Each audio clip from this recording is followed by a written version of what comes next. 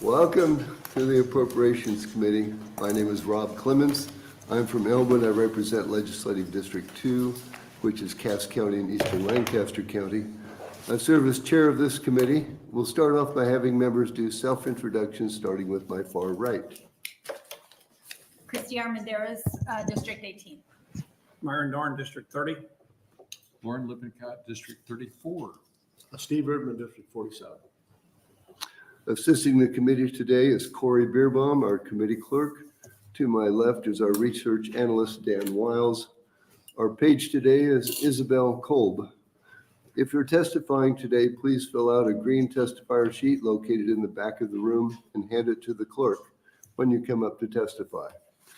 To better facilitate today's hearing, I ask that you abide by the following procedures. Please silence your cell phones. We will be taking testifiers in the order listed on the agenda, except I do have a change to that. This hearing is invited testimony only. When you come to testify, spell your first and last name for the record before you testify. Be concise. We request you limit your testimony to 5 minutes or less.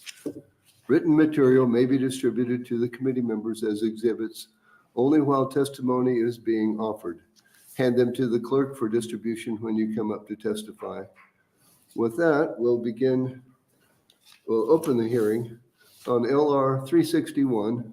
Senator Michaela Cavanaugh, an interim study to conduct a review of the fees that fund Nebraska's cash funds. Senator, welcome. Thank you. Good morning, Chairman Clements and members of the Appropriations Committee. My name is Michaela Cavanaugh, MachaelaCavanaughh, and I represent District 6, which covers West Central Douglas County. First of all, nice to see you all. It's been a whole week. So, I know we were all just missing each other so much. So thank you for being here again.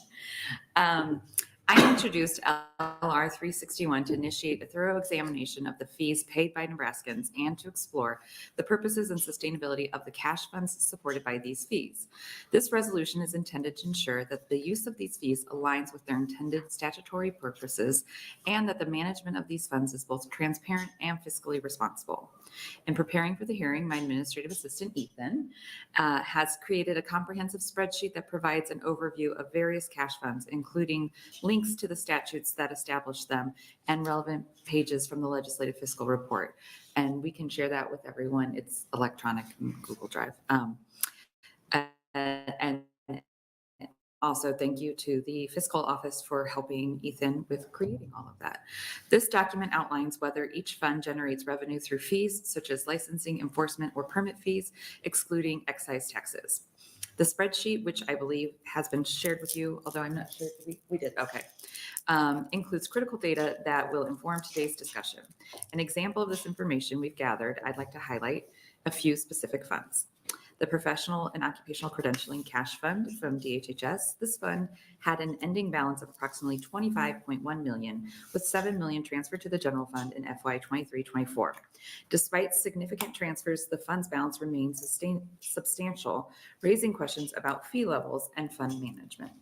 The Department of Insurance Cash Fund. This fund had an ending balance of over $35 million, with $32 million transferred to the general fund and an additional $12 million slated for transfer next year. The large transfers from this fund indicate a significant impact on the sustainability and the fees that support it. State Settlement Cash Fund from the Attorney General.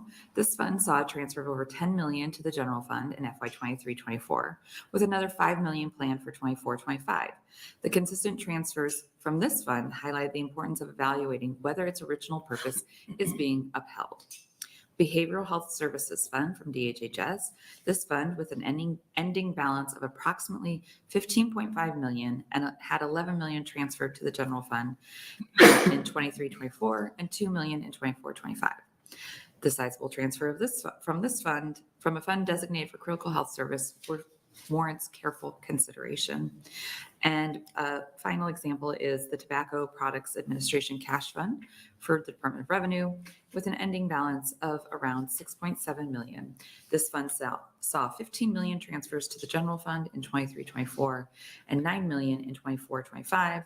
The repeated transfers from this fund emphasize the need to look for a closer look at the fees and the fund's intended use. These examples, among others, raise critical questions about the balance between maintaining adequate fund reserves and the state's broader fiscal needs. The frequency and scale of transfers from these cash funds to the general fund suggests that we need to carefully evaluate whether these actions align with statutory purposes of the funds and whether they have any long-term consequences on the fees paid by Nebraskans. To provide further insight, I have invited representatives from agencies to come and testify. Their testimony will offer perspectives on their financial operations. Additionally, I've asked Open Sky Policy Institute and Platt Institute to contribute if they wish, and the Fiscal Division will present a review of the process used to evaluate funding levels, fees, and their alignment with statutory purposes. We will also examine the history and authority surrounding transfers of cash funds balances to the general fund. So obviously this is a topic that we've talked about a lot this last year, and Senator Chairman Clements and I have had many discussions during floor debate about, and so I thought it was appropriate to bring forward an interim study so that we can really thoroughly look at this and see moving forward if we need to change how we are assessing fees. Any questions? All right, any questions? You're gonna be around afterwards? Yes. Okay, All right. thank you, Senator. Yes, thank you all. We'll next invite Keisha Patent with the Fiscal Office.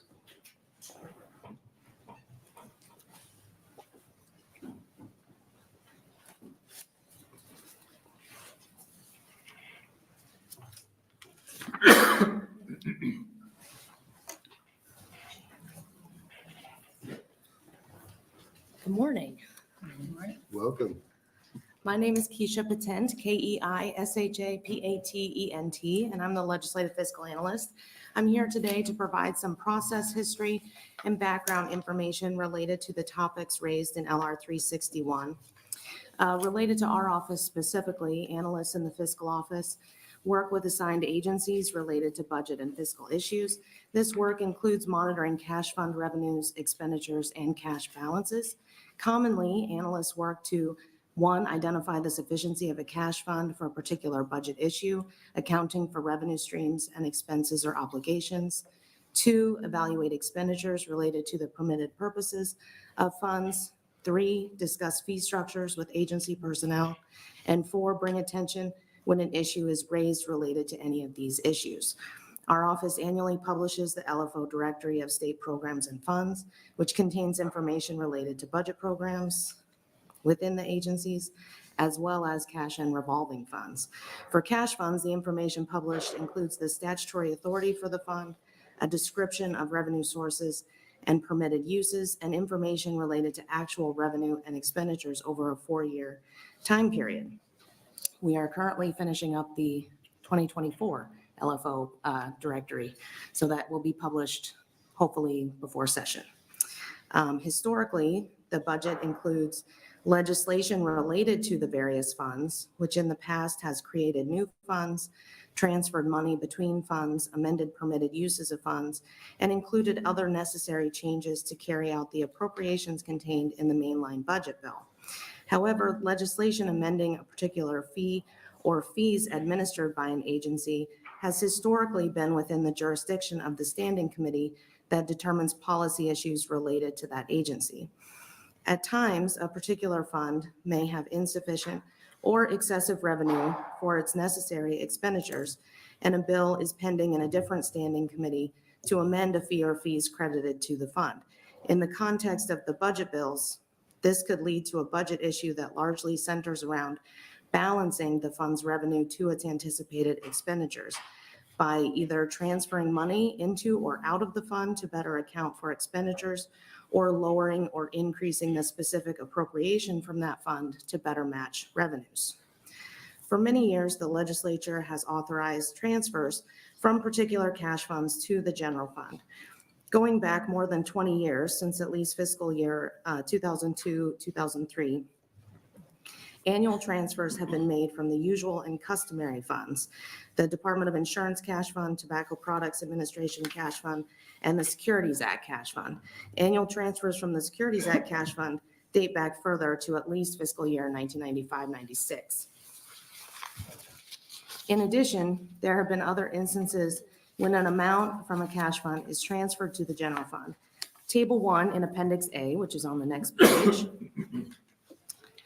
shows transfers into the general fund from other funds, not including any cash reserve fund transfers, going back to fiscal year 95-96. The amounts in most fiscal years are related to the usual and customary transfers already discussed, and transfers from a small number of other funds.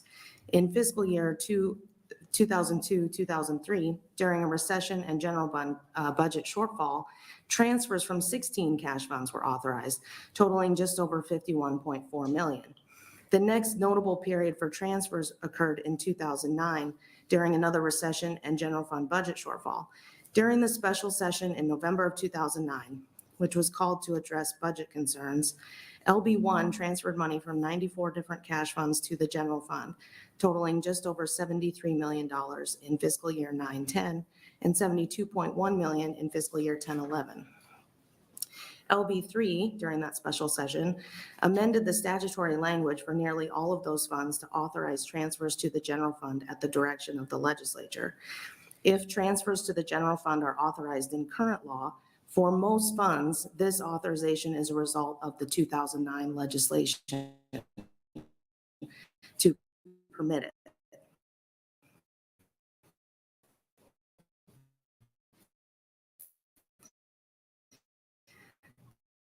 Table 2 in Appendix A, which is on page 4, fiscal year, and the transfer amount as a percentage of the total fiscal year ending balances.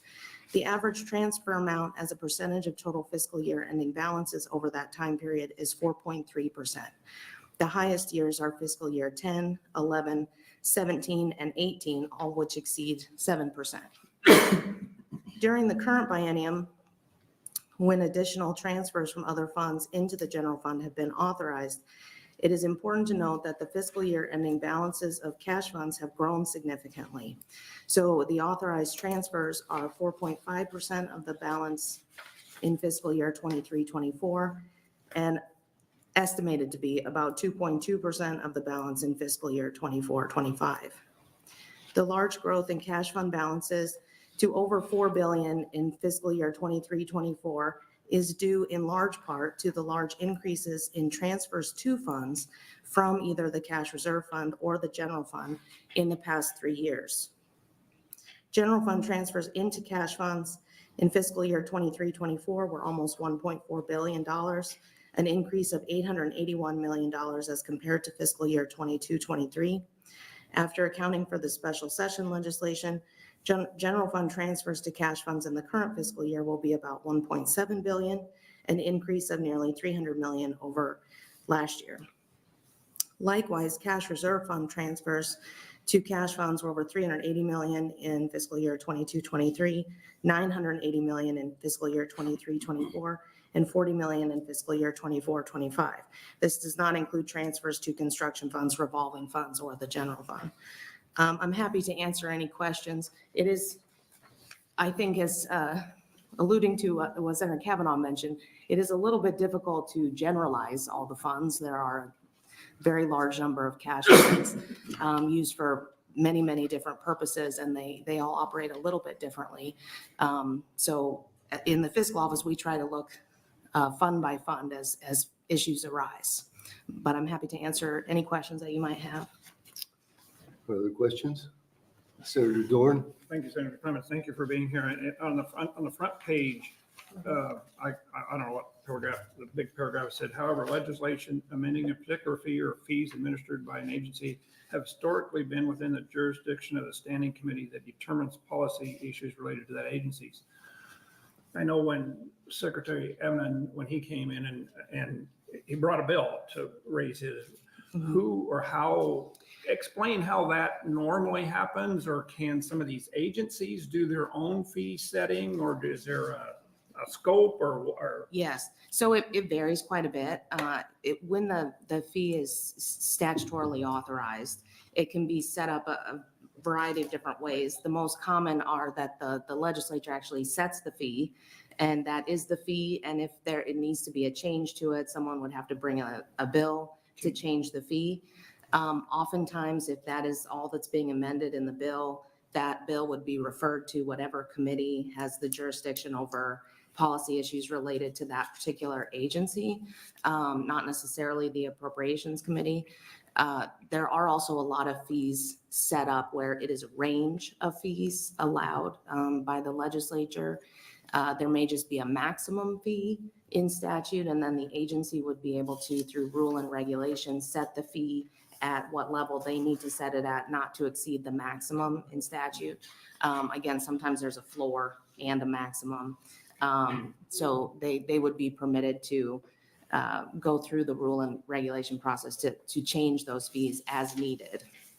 But generally to change, I call it more often than not, and I should say generally, to change a fee or a fee structure, it requires some type of legislation from the legislature or? Usually, if the fee that the agency would like to set the fee at is not currently within the statutorily authorized range, if it would be, below the minimum or above the maximum, for instance, or if the fee is a set fee and they would like a change in the fee, then there would have to be legislation to change the statute that authorizes that particular fee. Well, and that brings me to the questions on the back, the chart you have here on the back page. Yeah. When you look at fiscal year end cash fund balances, my gosh, compared to where we were, that's quite a difference. So is that a direct result of, you talked about other things more than just fees. This isn't just the fee. All of this funding increase isn't just coming from fees because we haven't really, I call it increased on that much, or have we? Yeah, I was trying to think when I was putting this together, how many bills have been passed lately that amend fees. There have been a handful over the years. I know there was a bill a few years ago that changed hunting and fishing license fees. And there are a few other examples. But that's why I wanted to point out that it does look like there is a significant growth in cash fund balances, which there is. Yes. But a large portion of that, I have not been able to specifically isolate how much of that is related to increases in fees. We do also have quite a few cash funds that are funded by some sort of tax, like the tobacco products tax, the insurance premium tax, the documentary stamp tax. Those sorts of taxes mostly are credited to cash funds. But I did want to point out that a very large chunk of the increase is because there have been significant transfers into cash funds that the legislature has authorized for a specific program, property tax credit program, or the Education Future Fund that pays for foundation aid and special education, those sorts of things. So that is why the cash balance has increased. There's quite a few other examples too. Economic Because when you Recovery just Act, lots of. Look at the chart, you go, oh my gosh, we went from under a billion up to over 4 billion. Yeah. And you go, my gosh, we must be doing a good job, right? No, I'm joking. We're not, but there are, in the Yeah. Education Future Fund and many of those things. They're reflected The in Perkins Canal probably is in this Yes. too. And the I call it the new prison that they're building was also That, in here. it is not actually, because Oh, it I is did not. not include the construction funds. Okay. Okay. But yes, the Perkins County Canal would be, and so there are quite a few cash funds, especially over the past 2 or 3 years, that have been established for a particular purpose, and money was transferred in. So that may not be an ongoing cash fund balance, depending upon the rate at which the agency spends those funds, because it was for a particular project, like the Perkins County Canal, or the Economic Recovery Act had some deadlines in it. So that may not be an ongoing, I don't know, unless the legislature reauthorizes something. But there are quite a few of those. So the transfers in have occurred, but they maybe haven't spent all of those funds relative to those projects yet. So that does make a difference. No, thank you. Thank you for that explanation. Other questions? I Oh, also making myself a list of the huge dollar amounts. The reason for those: Education Future Fund was $1 billion. Mhm. Economic Recovery, 200 million. Yeah, more than that. There was this year 240 million transferred from the cash reserve fund, and there had previously been 55 million from the cash reserve fund, and then I think there's been about 60 million transferred in from the general fund. So there have been. I mean, that's a significant. Those are scheduled to be spent down as the projects go and Yes. don't have revenue allocated to them directly, right? Right. Many of the new cash funds created in the past 2 or 3 years have been like a specific project or grant or those sorts of purposes, and it was funded by a one-time transfer. So it does not have an ongoing source of revenue. So it is, like I said, difficult to generalize all the funds. There are quite a few that do have a source of revenue annually, a fee or a tax or something along those lines. But we also have a number of funds that were funded with a one-time transfer in. Very good. Any other questions? Thank you. Okay, thank you. Next, we welcome Jill Schroeder with the Workers' Compensation Court. Senator Clemens, I realized that there was a resource that would help you that my office is sending over. I mean, like, Oh, would you like to go later? Could I be deferred? Thank you. Yes. All right. We will pass over you and we'll come back. Next would be Gregory Walken with the Public Service Commission.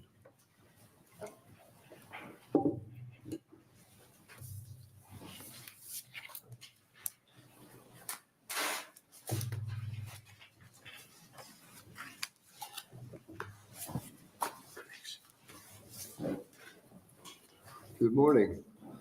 Good morning. Good morning, Chair Clements and members of the committee. My name is Greg Walklin. That's GregWalklin. I serve as General Counsel for the Nebraska Public Service Commission. I'm here today at Senator Cavanaugh's request to provide some testimony on some legal issues surrounding cash sweeps, the Commission's Nebraska Universal Service Fund, NUSF, and recent legislation that has sought to use NUS interest funds for other purposes. The intent of my testimony is not to advocate for any particular position, but to provide some important legal context. So as you probably know, the NUSF is funded through surcharges on voice customers' phone bills.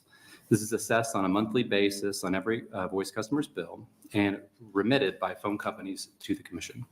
Funds collected are used for the purpose of supporting telecommunications networks and related projects. In 2006, the Nebraska Supreme Court reviewed the constitutionality of the NUSF in the case of Schumacher versus Johans. 3 telecommunications customers argued before the court that the NUSF surcharge, which was created in the legislature in 1997 in response to the Federal Telecommunications Act of 1996, they said it was unconstitutional. The challengers sort of had 2 main arguments in trying to invalidate the NUSF fund. I'm only going to speak to one of those because it's only really relevant for the purpose of this LR today. Their argument that the NUSF surcharge was essentially a tax. So as you probably are also aware, Article 8, Section 1 of the Nebraska Constitution bestows the power to tax only on the legislature. The challengers in the Schumacher case argued that the NUSF fund was a fee or a surcharge as contemplated by the legislature, but a tax. Thus, they said, by creating the fund and empowering the Commission to administer it, the legislature had unconstitutionally provided the Commission a power that it could not delegate. Well, ultimately, the Supreme Court disagreed, and the court held that the NUSF fund was a fee because the, quote, primary purpose of the fund was to regulate the telecommunications industry through a, quote, rebalancing and restructuring of rates. And here I'm quoting the court again. The funding mechanism established by the NUSF Act, the court said, enables the replacement of implicit subsidies with explicit subsidies in order to achieve universal service under the new competitive market brought about by the Federal Telecommunications Act of 1996. So the court found it important that the surcharge was imposed on end-use revenues from telecommunications services, and that payments from the fund were made only to eligible telecommunications companies for the specific purposes provided in statute. I want to mention, because it's relevant, at the time of this case, state law did allow a transfer of money from the fund. there was a provision that was added in a special session, and that provision allowed the state treasurer to transfer funds from the NUSF to the general fund if cash balances in the general fund and cash reserve fund were inadequate to meet the then current obligations of the state. Further, the statute limited the transfers, saying they could not reduce the NUSF below what it needed to meet its own obligations for a 60-day period, and that such transfers to the general fund would be reversed when sufficient funds were available. The provision, which the Supreme Court called ancillary and temporary, did not change its conclusion that the fund was a fee and not a tax. So my analysis of the court's opinion in Schumacher points to, I think, some risk with reallocating funds from the NUSF. So the general legal concern that I have is by using money collected from the NUSF surcharge for purposes not set out in statute, the legislature may inadvertently run afoul of the Supreme Court's guidance and turn the NUSF into a tax by virtue of changing the purposes of the fund. So to provide a kind of helpful framework and to account for some unknowns in the usual it depends of lawyers, such as how the current Supreme Court may view the NUSF, I'm trying to frame in these actions in terms of risk. So I think it's probably less risky if the legislature was to temporarily sweep interest or earnings from the NUSF for the purposes of one budget year or biennium. So, in fact, of course, as you all know, this has happened on previous occasions in the past few years. And as I mentioned, in the NUSF Act, there was, at the time of the Schumacher case, a provision allowing for temporary reallocation of the funds. That's since been changed a couple times. But the court wasn't bothered by the fact that there was a temporary reallocation at the time, is the broader point. And that provision actually even allowed transfer of principal funds and not just interest. And more recently, we've been transferring earnings and interest. So if a statute were to transfer all interest from the NUSF permanently, I think that would probably increase the risk a little bit. That would make the transfer no longer temporary, as the original transfer provision was, and would also, arguably at least, modify the purposes of the NUSF. And since previous interest and earnings were rolled into the principal and distributed for the purposes identified under the NUSF Act, modifying this to provide general funding would change the purpose of the fund to be both regulatory, and that would still be providing funds for universal service aims, but also be permanently generating interest and earnings for general fund purposes. So I think the primary purpose, to quote the Supreme Court again, of the fund may still be for universal service. This could cause the Supreme Court to look upon the NUSF Act differently. Now, a higher risk proposition would be transferring any of the principal funds out. If the legislature were to do that, I think the primary purpose of the NUS fund may not remain regulatory, as funds imposed from the NUS surcharges would be going directly to defray general expenses. And they would no longer be any kind of argument that transfers, again, in the words of the court, were ancillary. There would be an even higher risk, I think, if the amount swept out was more than whatever is being paid out from the NUSF. In that case, it seems like maybe the primary purpose of the fund would have shifted to be a defrayment of the general expenses, which is generally what a court, when they look at what a tax is, they're looking at general defrayment of expenses. So that concludes my testimony this morning. Thanks for your time. I'm happy to answer any questions you might have. Any questions? Senator Armendariz. Thank you. Thank you for that explanation. It's helpful. So are you saying in the budgeting process in the PSC, they consider the interest as income of fees as well? So they consider that part of the fee? Yeah, that money, and I'm not expert in that part of the fund, admittedly, but the interest earnings have historically gone back into basically the principal amount to then be allocated and obligated for projects, if that answers your question. It's more specific about Okay. how they put it on the ledger as income of fees as well. To me, it's a separate thing altogether, the interest alone. There's fees and then there's interest by letting the fees sit there and grow. Right. That's interest. That's not the fees that we're actually collecting. Right. Yeah. According to statute. Yeah. Yes. Agreed. And I think that's one way of looking at whether that's permissible or may fall under the act. I mean, I think there's probably a better argument to be made if you're taking the principal money out than if you're taking interest or earnings, since you're looking at what the actual money that was put in by the people paying the surcharge, which is essentially all of us when it's passed through phone bills. So yeah, I think there is an important distinction there. Yeah. And then one more question. Go ahead. Are the fees collected available to all carriers or just carriers of last resort for universal service? My understanding is just for the eligible telecommunications carriers, so you have to be designated as an ETC, and there's a process for that. And then once you're an ETC, then you're eligible for the funding. So do we, my impression is that they need these fees to build out to areas that are more expensive to build out. I guess my issue is how much money are those carriers making internally, paying their people compared to their populations they're serving? And the argument that they can't afford it, is that because they choose to use their money in other ways? That's more of a statement and an observation to me, if they're using that argument. Thank you, though, for your testimony. Yeah, thank you. Any other questions? Seeing none. Oh, wait a minute, I did have one. You talked about permanent transfers. There's a 211 service that's using some of the interest of the Universal Service Fund.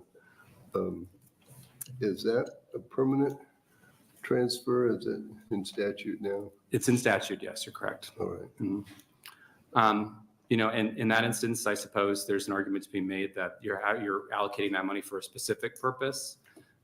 It may not be regulatory in one sense, at least, or may not be for the purposes of the NUSF Act, but it's also not just going to defray the general expenses either. So it's probably somewhere between the two. Oh, yeah. All right. Well, thank you. There is a distinction then. I think so. Yeah. All right. Thank you for your testimony. Thank Is you. there anyone else from public service that wanted to testify? All right.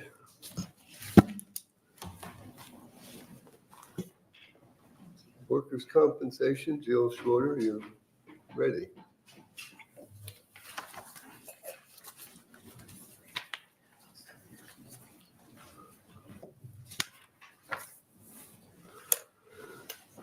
Good Good morning. morning, I'm Jill Schroeder, JILLSCHROEDER, and I'm the administrator of the Nebraska Workers' Compensation Court. I have 3 handouts for you today, and I have tried to make it as easy for you as possible to review the questions that are identified in the purpose of LR 361. The 3 documents that will be before you are a specific listing by us, a response to each of the questions asked in LR 361. Then I thought it would be helpful to you to have the statutory bases of our sources of funding. So there is a document called Sources of Funding that directs you to the statutes. And then thank you for giving me a minute to get one other document, which was my own job description, because it occurred to me that that is the place that best describes the administrative functions of the court and the statutory basis for that. I think that's important because when you turn your attention to how the court is using its money, you can imagine the adjudicative functions of the court where judges are resolving disputes over workplace injuries, but you may not be as familiar with the duties on the administrative side of the court. And since most of those duties are mandated by statute, I think it's important for you to have information about those duties. So I'd like to take a minute to just walk through some of the points raised in these. I'm not going to read the documents to you, but there are a couple of points that I'd like to make. And excuse me. Yes. I'm just going to let you know, I've decided not to use the clock, so you're not quite limited to 5 minutes, but I am going to just make sure we keep things rolling. Yes, I will try to keep it rolling. I could talk about it all day. I'm happy to answer any questions. I'll still try to stick to a reasonable amount of time. Okay, thank you. So we are talking about the Compensation Court Cash Fund. That Compensation Court Cash Fund is derived almost 98% from assessments against insurance companies, self-insured employers approved by the court, and risk management pools. And it's the fact that almost 98% of the funding comes from those assessments that brings me here today. Some of the issues that have already been raised by others have impacted us. I would like to talk to you briefly about the court, the fact that our court addresses claims involving people who may not be working due to a workplace injury. And so we don't charge filing fees in the traditional sense. We have our assessments. We receive a limited amount of money from settlement filing fees. We receive application fees for self-insurance and managed care. We receive some interest. We can surplus some property, but that basically is what our funding consists of. From that standpoint, the fact that we don't charge filing fees, we are different than the other courts in Nebraska. And we are an independent court within the judicial branch. So if you look at the organizational chart for the judicial branch, we are independently off here. We report to the Chief Justice, and all of the other county and district courts are within the jurisdiction directly of the Administrative Office of Courts and Probation and the Chief Justice. So I'd like to talk for a minute about the fact that we receive those assessments once per year. From that standpoint, we are different than fees that are received throughout the year and continue to be generated. So once per year in April or May. So when you look at the balance of our fund, understand we've received the money in April of May of each year, and we will not receive that 98% of our funding again until the following April and May. I think it's important, that's an important perspective. The Compensation Court Cash Fund is established to provide for the expense of administering the Nebraska Workers' Compensation Act and the payment and salaries of expenses of the personnel of the court. The Compensation Court Cash Fund is also different because it contains an abatement provision. And I think that goes directly to this body's analysis of, do funds rise to a level that is, quote, too high? The way that the Compensation Court Cash Fund was established, it was intended to never get to the point of rising too high. We look at the Compensation Court Cash Fund as of the end of the fiscal year. If the amount in that fund exceeds 3 times the expenditures and encumbrances from that fiscal year then ending, those who contribute the assessments get to lay out for a year. There is an abatement of the assessment. So I do think that distinguishes us from some of the other funds that you will be evaluating, and I think it's an important point. In the past, when the fund has started to rise, there have been transfers to the general fund. And we would assert, if that is a neutral term that I can use, that doing so doesn't allow the abatement provision to operate as it should. And frankly, as you'll see on probably page 4, I believe, of this, yes, on page 4 of our overall informational handout, there were these $6 million in transfers out of the Compensation Court Cash Fund to the general fund that over the years we believe impacted our funding. This group did some things last session to help sort of take a step toward making that right again. And so now we believe we are in good shape. We're able to operate within the system that is set up for us. And if anything, we would ask that our cash fund be allowed to operate as intended. So you should have all of the information you need. After you review these documents, if you have any questions at all about our operations, our funding, I guess between now and approximately February when I'll see you again, please don't hesitate to contact me. I'm happy to provide any information to you that you need as part of this process. Any questions today? Senator Dorn. Thank you, Senator Clemens. Thank you for being here. And if I understand you right, then you get your funding in April and May. So at the end of the fiscal year, July 1st, it shows that big amount there, but now that has to, I call it adequately support you the rest of the year. Correct. Okay. And the only like infusions of additional funds would be for those application fees, which are relatively small in comparison. So it does have to last from April, May to the following April, May. Who keeps, I mean, that 4.7 million or whatever, who keeps that, or why is that then transferred at that time, I guess? That part I don't understand quite. Yes, so the assessments that the court receives are assessments against insurers. Those are collected, workers' compensation insurers, and those are collected by the Department of Insurance. Okay.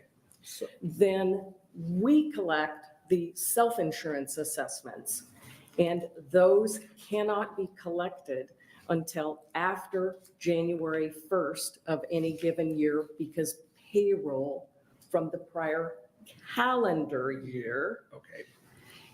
payroll information is needed. So we cannot get the information we need to assess against self-insured employers until after January 31st, when employers have confirmed their payroll. Then we can do our assessment process. That's why that large amount comes in, because then based on what the year previous was. Okay, thank you for that Correct. explanation. And as to risk management pools, same thing. That is collected by the Department of Insurance. So we receive that from them in the April, May timeframe, ahead of the end of the fiscal year. Thank you. Other Other questions? Senator Armendariz? Yes. Thank you. I wanted to talk about the abatement process and 3 times remind me, the balance left or? Correct. So. Or expenditure. Let's look at page 3 of this sources document. And we would say, may I approach? But this document on page 3. Then if you go down to item number 4, the second paragraph, it has the statutory citation where the abatement provision is. If, as of the end of the fiscal year, the balance in the compensation court cash fund exceeds 3 times the sum expended and Okay, encumbered in the last that's what I was fiscal wondering, year. is it your expenditure 3 times the expenditures of the previous year? Correct. Do you think The year 3 then ended. times is appropriate, and how often do you go 3 times or just under and then carry that? Yes, there have been 2 abatements since the compensation court cash fund was created. Okay. One occurred, I believe, in 1999. If this isn't accurate, I'll follow up with you. I'm not as concerned with the abatements that happen, but how close do you get to them without them happening? How many times have that In happened? fiscal, I'd have to look to make sure that I can answer that question accurately. But I'm happy to do that. I'm happy to look to see how close we get to that. Yeah, I 3 guess times. I'm wondering, what percentage do you normally carry over every year? It will be one of the factors in that abatement process is that when the cash fund, compensation court cash fund was created, we were in the state capital. So we did not have to pay for rent or security. And that has affected that abatement process. So the abatements that did take place took place when we were in the capital. And now that we are in leased space, then we don't Now get your very close expenses to are that. higher. It is less likely that there will be an abatement. But I'll You're get- spending more of it. Because Correct, of your because we have to pay for security and leased offices. Thank you. But I can follow up with you to make sure we get the information that directly answers your question after I'll follow up with you. Okay. I had a question. Yes, Do you have authority to change the assessment amount with companies? you have that authority. We do not.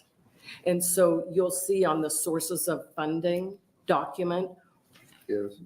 where the authority is provided, and it is all a statutory formula. All right. It's by formula that's set by the legislature. Correct. Okay, I was just wondering.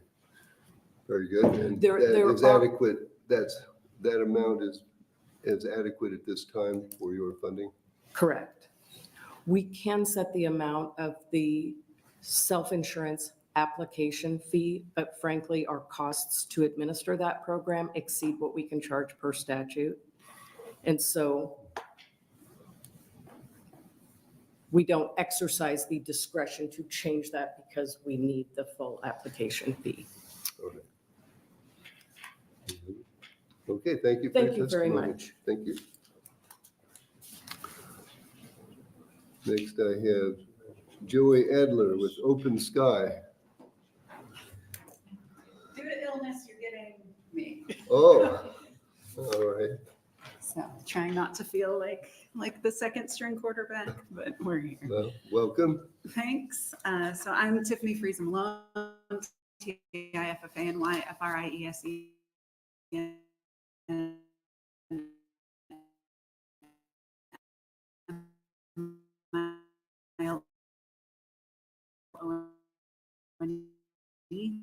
I'm Deputy Director with Open Sky.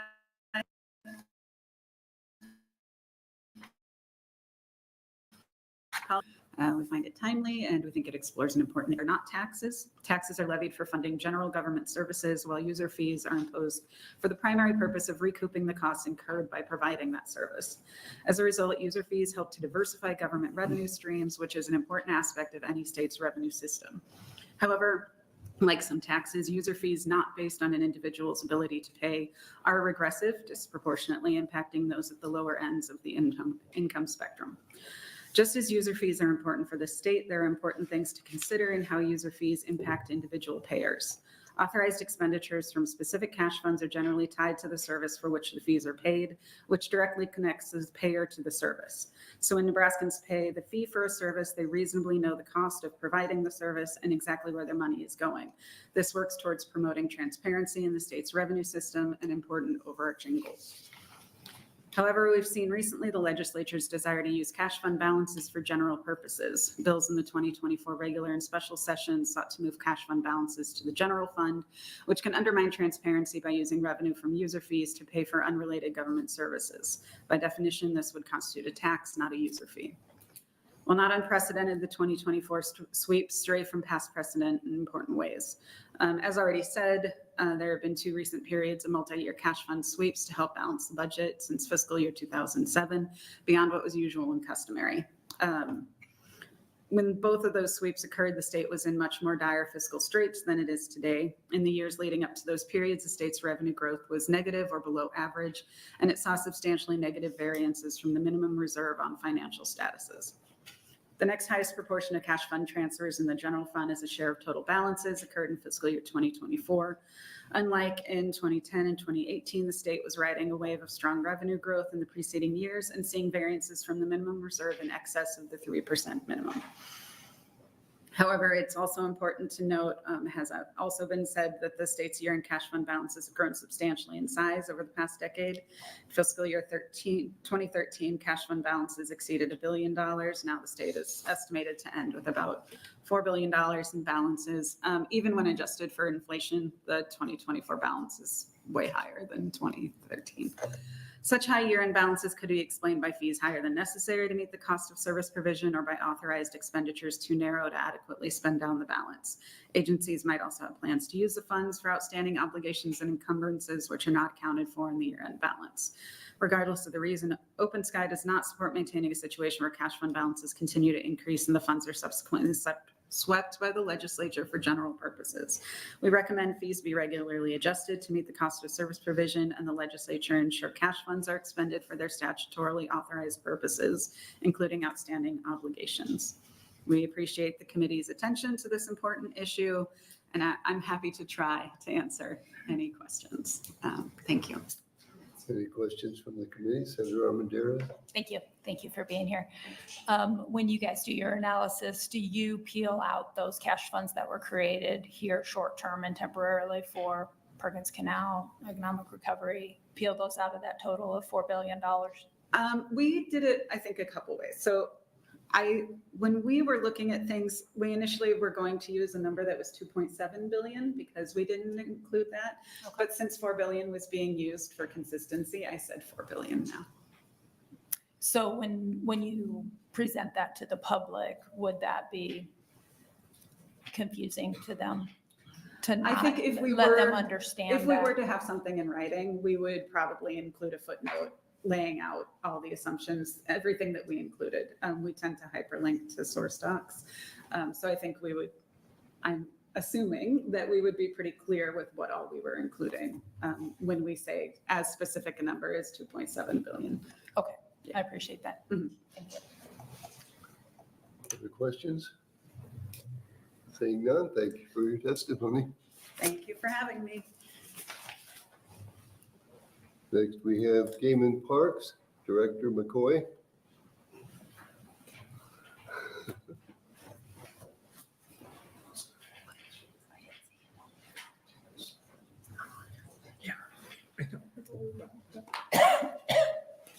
Good morning, Chairman Clements, members of the committee. My name is Timothy McCoy. I'm the Director of the Game and Parks Commission, TIMOTHY-MCCOY, at our office at 2200 North 33rd Street.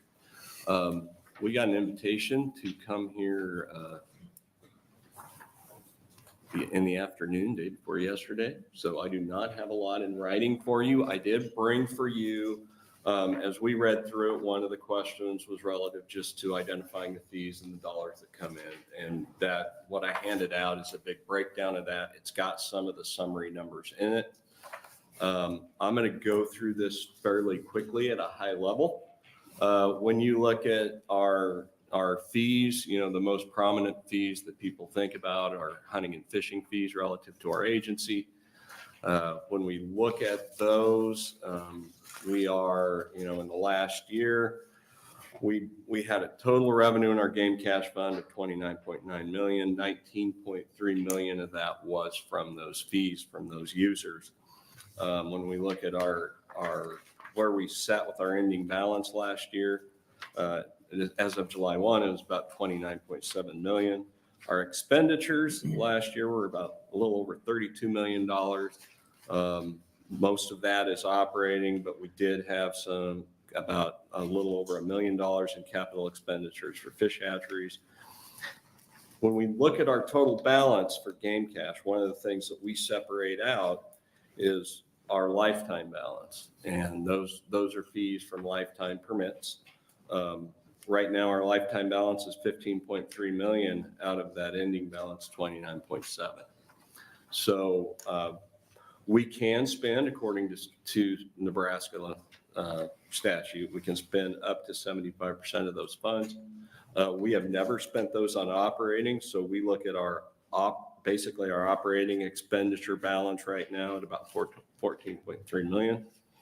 Compare that to our annual expenditures on operating of about $32 million. We are a little higher than we think we would like to be in terms of having that carryover balance for a cushion. We have a goal of having about 20% of our balance amount. We've previously used 25%. We've looked at that across all of our cash funds recently, and we're bringing down sort of that carryover level. And that's based on the last 20 years of revenue and expenditures in the agency. Just trying to balance that out because that number was set a long time ago by somebody way before my time in the agency. And we are trying to adjust that. We also have, in this fiscal year, we have about $6 million in capital that was approved by your committee, 4 million of that for fish hatchery improvements and $2 million for restoring and function of Alliance District Office. So we will have some more expenditures on that lifetime balance coming. We know that 25% of that right now sits a little over $6 million of the total dollars that have came in from lifetime permits. We can't ever expend that piece of it, but we are working our way through that. When we look at our parks fees, you'll see the summaries there in terms of what we see from revenues. Their fees are probably more diverse than about anything else because we have, not only the park entry permit fees, but we also have our cabin rentals, campgrounds, lodging fees, and also our activity fees for activities in the parks. When we look at, our park system in terms of our total revenues, last year we had revenues of about $35 million. That also includes $4.3 million that was capital donations for some large capital projects that we had received through the Game and Parks Foundation. Our total expenditures last year in parks cash were $40.3 million, a little over $31 million in operating and almost $9 million in capital. Current balance is $20.3 million, and that's going to continue to get lower as we go through the year, we believe, with more capital projects that are underway. And I think you get the gist. I will go through it quickly. From our Habitat Fund, that's the other one that receives the Habitat Stamp Funds and the state waterfowl stamp funds.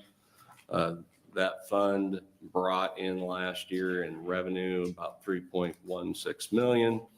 Our total expenditures were about $8.96 million. We utilize a lot of federal funding in that program.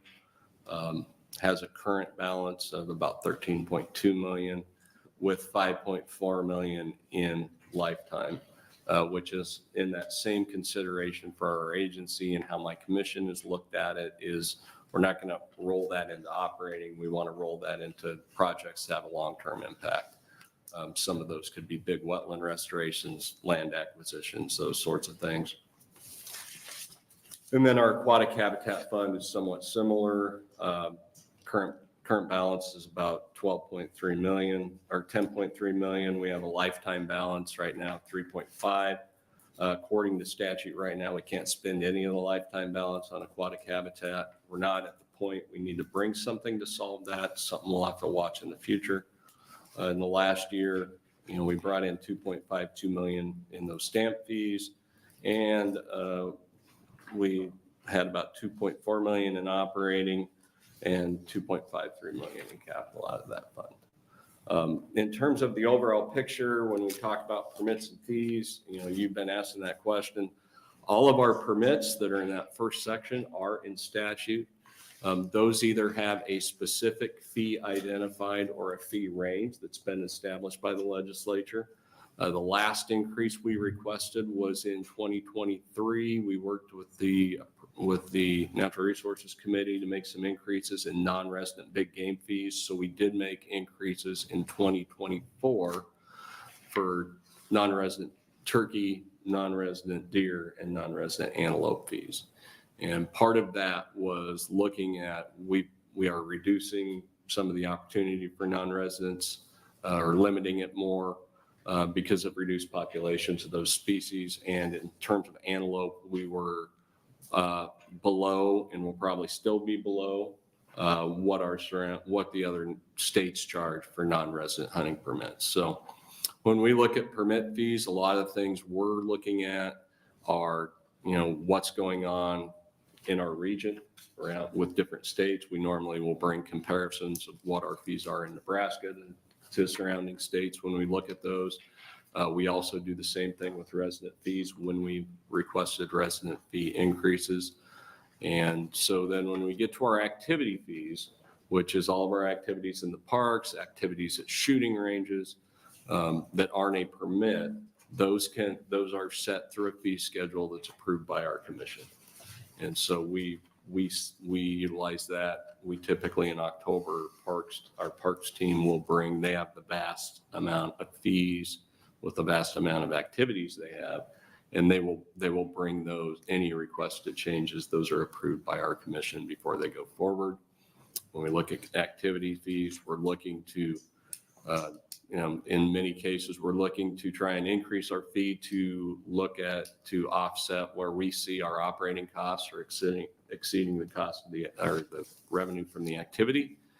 And the other thing that we're also looking at with those is looking at other similar activities in the state and in surrounding states to make sure that we are that we are competitive, because when you're in the we're kind of in the recreation business, part of keeping the tourism, keeping our activity, keeping folks coming is making sure you're staying in the market.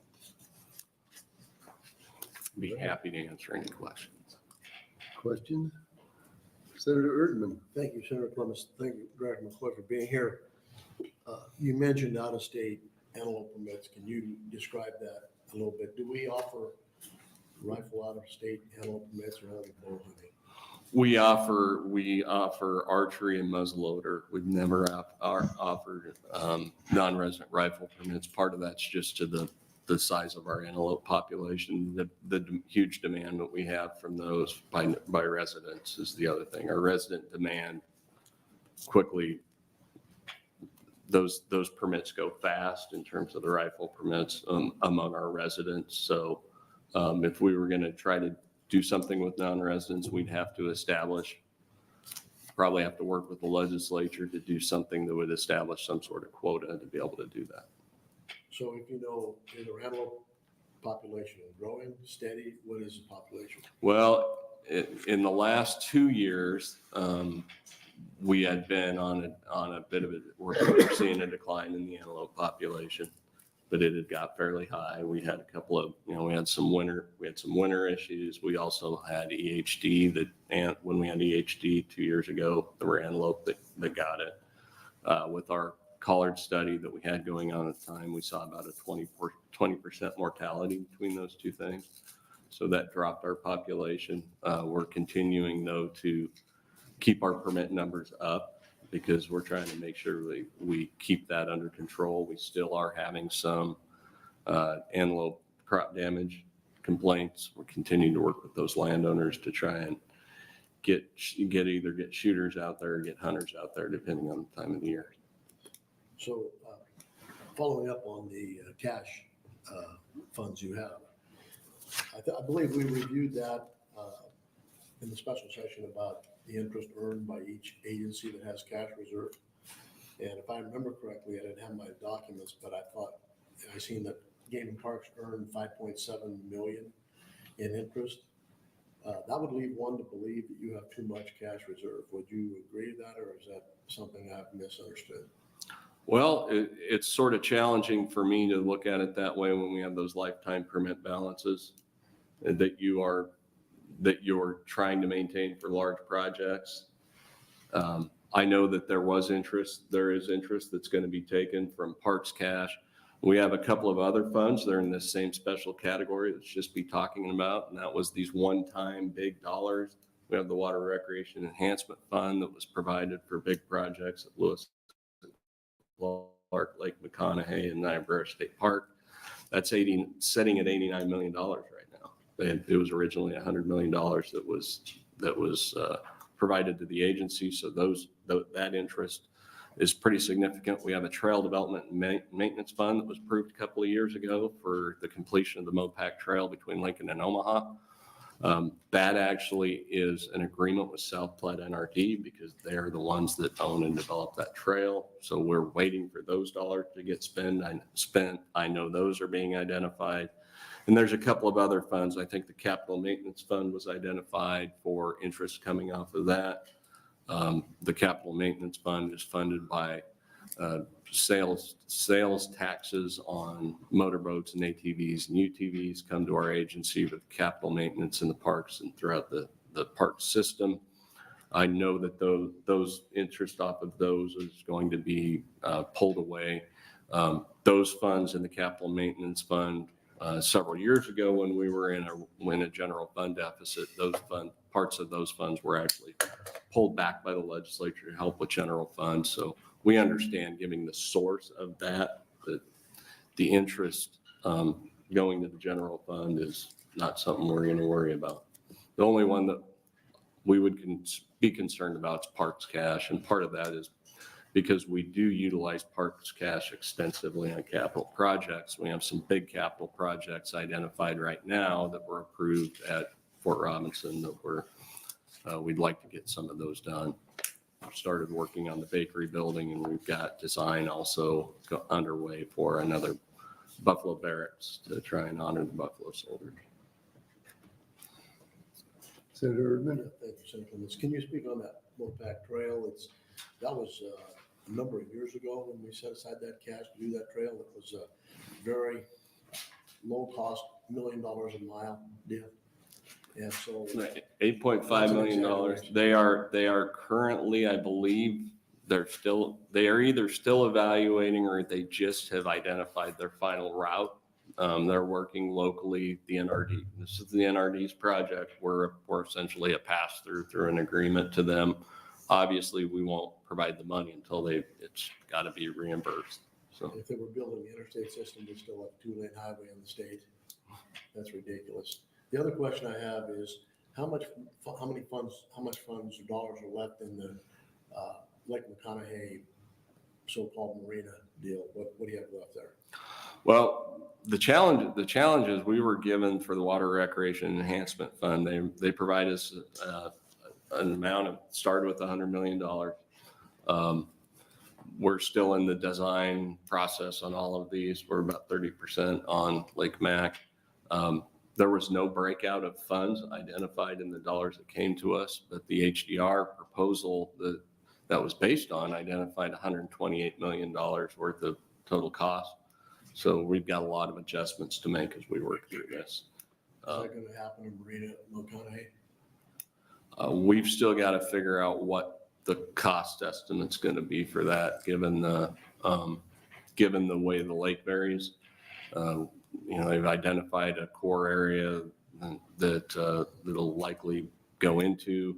The challenge is from the designer's perspective, the initial design would indicate we might be able to get 120 boat docks for a number of costs that's upwards of 30 million, which seems kind of hard to balance out. So there's going to be some decisions that have to be made along with the locals and I think the legislature on that. I would make a couple suggestions. One, you create 500 new camping spots, okay? And then you extend the docks so people can get their boats in at this time of year. Because I talked to the people in Ogallala, the businesses there, and they said their business is down because people can't get their boats in. So when the lake is low like it is now, I would suggest you cement down to the edge of the water. So when the water gets low like this next time, that you can get boats in there. That marina thing is a pipe dream. You need to give up on that, build 500 new camping spots and fix the dock so people can get in there. That is economic development. That marina thing will never happen. And besides that, it'll never work with the lake going up 30 feet every year, 30 feet up and down, whatever it does. And most places that have marinas can't fill them now.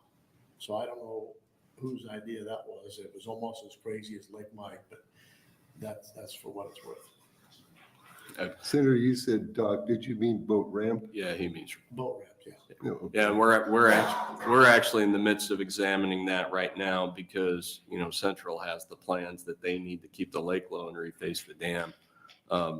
It's really critical right now on that north side. So we're going to be looking at bathymetric studies to see if we can find some places that we can do some low water ramps that have enough drop. Because the challenge is all of our ramps up there, when the lake gets to a low enough level, you can cement it out, but it's still going to be in sand. And so we've got to look at some more low water ramps big time right now. Because we're going to operate at this level for a while. Yeah, And those businesses are suffering on it. Yeah, we're hearing a lot from not as much businesses, but we are hearing from a lot of individuals that are very concerned. My neighbor was going to go there, but you don't want to pay $200 to have somebody put his boat in. Yeah, because you have to have them tractored in right now. Other questions? I had a couple. Could you explain more about the lifetime permit restriction? Is that statutory or is it just something that you individually do? It's a little bit of statutory, and there are also some federal requirements on the hunt fish side by the U.S. Fish and Wildlife Service that we have to watch. So this is somebody that buys a lifetime permit that gives them entry to a state park? We don't have lifetime state parks. That's hunting fish. Yeah, it's for Okay. hunting. It's for hunting and fishing.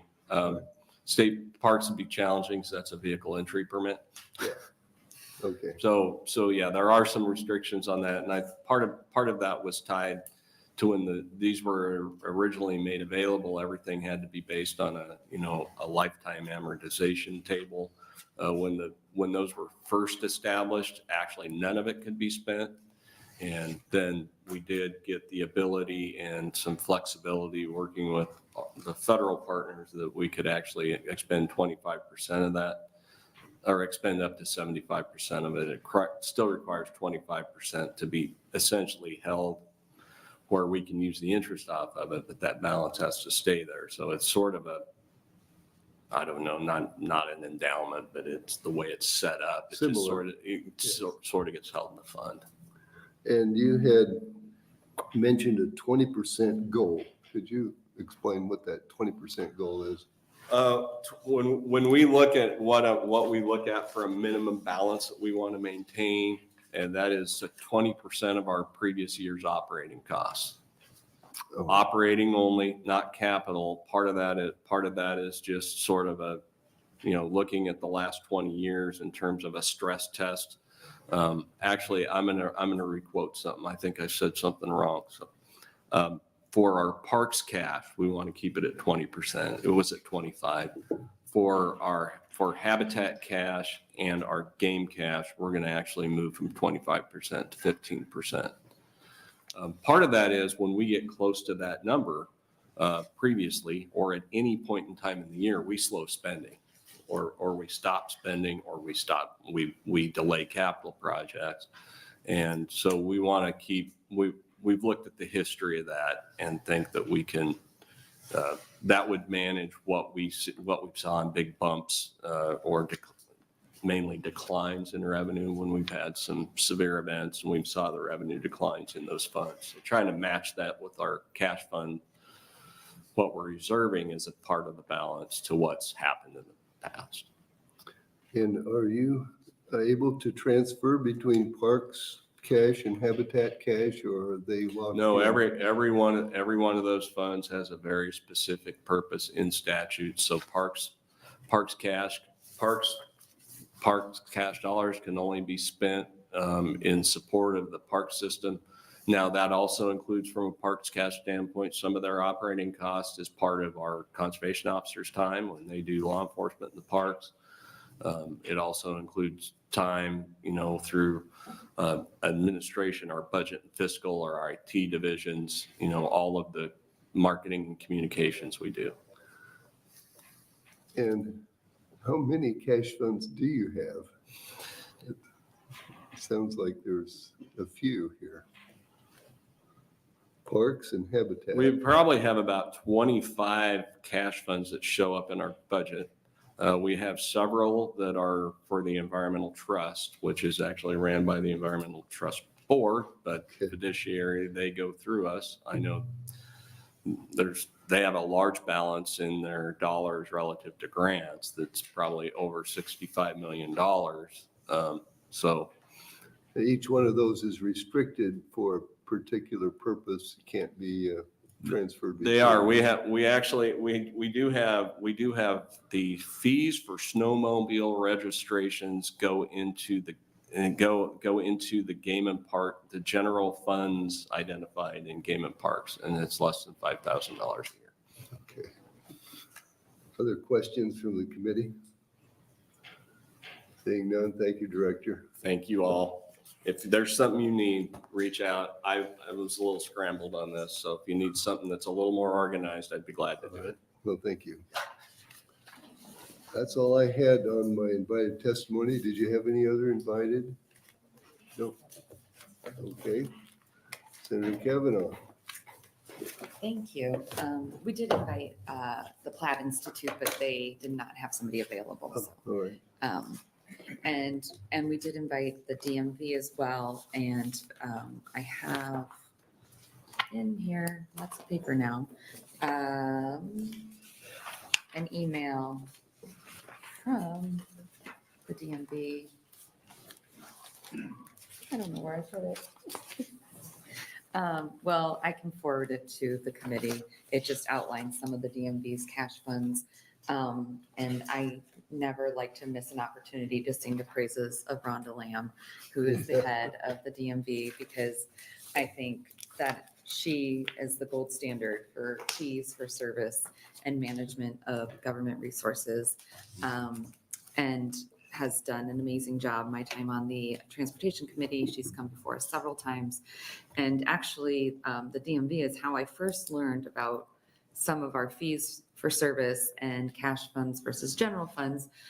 So we previously, with the fees for like a driver's license or an ID, there was approximately $10 of the fee that you pay that was going not to the DMV, but to our general fund. And so there was a $10 in excess of what was needed to cover the expense of that program, essentially. And the Transportation Committee a few years ago under Suzanne Geist's leadership made a change to reappropriate, I think it was 3 of those $10. And then last year under Senator Mosier's leadership, we reappropriated the rest of that money to pay for some of the technology updates that the DMV needed. So now that full amount is going to the DMV, but it's a perfect example of looking at what are we charging and why are we charging the amount we are. And I think the conversation that we've heard today from a couple different people about, which I didn't know, which is why we do these things, is it a fee or is it a tax? And if it's a tax that we are calling a fee, is that really how we should be handling things? So I appreciate everyone's time, especially since we all spent some time earlier this month together. And I hope that we can continue this conversation about how we are funding our different programs, and take a stronger look at what is the appropriate way to fund government and what is the most efficient way to fund government. I was not aware of the Supreme Court case that I think Keisha brought up and was also discussed with the universal service funds. But I think that's something that probably is worth looking into a little bit more as to what the outcome of that was, to make sure that we aren't making any mistakes when we are doing our budget next year. So I'll take any additional questions, but thank you so much for your time. Other questions from the committee? No. Thank you for bringing this, LR. It was informative, and Thank you. that will conclude our hearing. Thank you.